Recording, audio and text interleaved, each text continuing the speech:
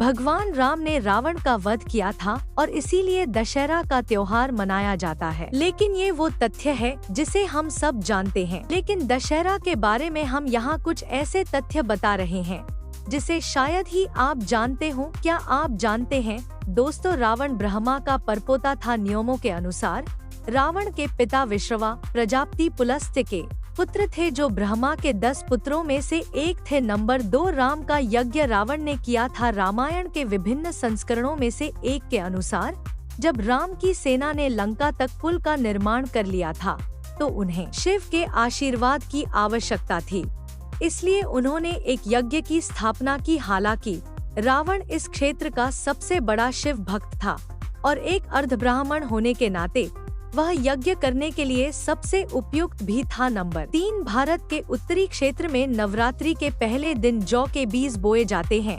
इन अंकुरित बीजों का उपयोग किया जाता है और दशहरा के दिन सौभाग्य और धन के लिए शुभ संकेत माना जाता है। नंबर 4, सम्राट अशोक ने दशहरा के दिन बौद्ध धर्म अपना लिया था, जिससे यह दिन भारत में बौद्ध धर्म के लिए एक महत्वपूर्ण दिन बन गया। नंबर 5, दशहरा संस्कृत शब्द दशा और हारा से बना है, जिसका सीधा अर्थ होता है सूर्य की हार।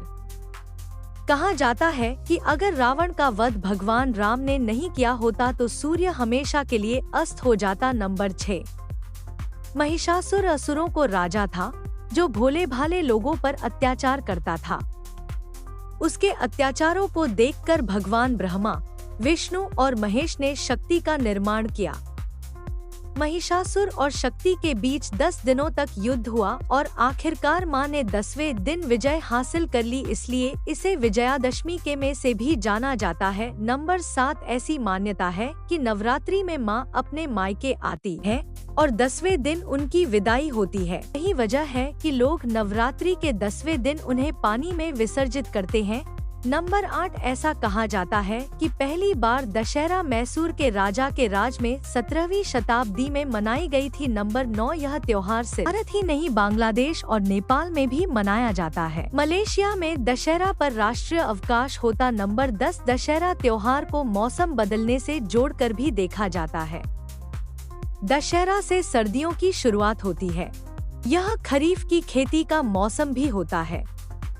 खरीफ की कटाई होती है और दिवाली के बाद रबी की बुआई शुरू होती है। नंबर 11, रावण को संगीत का बहुत शौक था। मान्यता है कि रावण जब वीणा बजाता था तो उसे सुनने के लिए देवता भी पृथ्वीलोक आ जाते थे। नंबर 12, मान्यता है कि जब रावण से युद्ध करते करते एक समय ऐसा भी आया जब प्रभु श्री राम रावण की माया से परेशान होकर हताश होने लगे थे। तब रावण के भाई विभीषण ने उन्हें याद दिलाया कि आप सूर्यवंशी हैं, जिनकी साधना करने पर विजय श्री की प्राप्ति होती है और रावण की नाभि में अमृत है। तब भगवान सूर्य का ध्यान करके रावण की नाभि में तीर मारकर उसका वध किया और तब से एक कहावत कही जाने लगी, घर का भेदी लंका ढाए। तो दोस्तों, ये थे दशहरे से जुड़ी 12 रोचक तथ्य। तो दोस्तों, वीडियो कैसी लगी कमेंट में जरूर बताएं।